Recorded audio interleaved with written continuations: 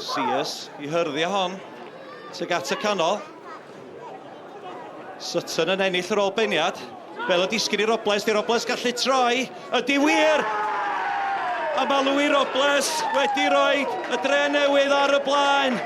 Y tafliad hir yn achosi problema i Bae Colwyn. Y Robles yn troi ac yn curo Alfie Brooks yn y gol. Bas hir tuag at Williams. Peniad hyfryd gan Williams. Matty Jones. Bel ar draws i'r canol. At Robles, amser gan Robles. Os na ail o fy mai, Louis Robles. Oes yn wir. Louis Robles yn rhwydo ei ail am y tymor. Gwaith da, lawr y chwith gan Matty Jones a Louis Robles yn neud sy'n ddwy.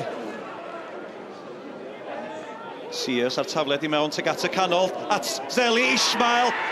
Ac mae Zeli Ismail yn rhoi ting hornel isa rwyd.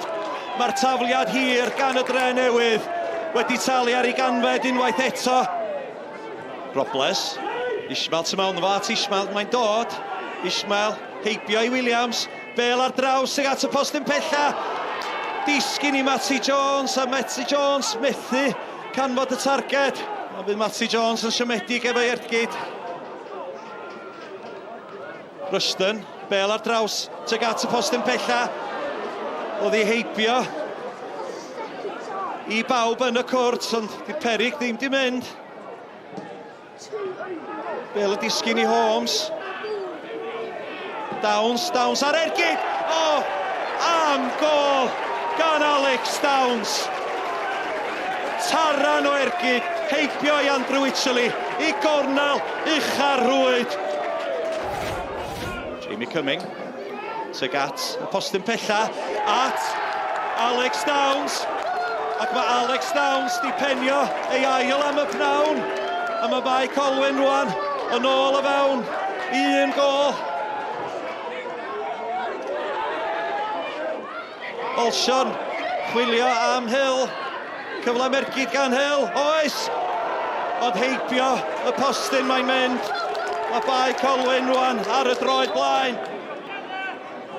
Jason Oswell o'r eilydd. Bel yn disgyn i Zeli Ismail. Ismail heibio'r golwr.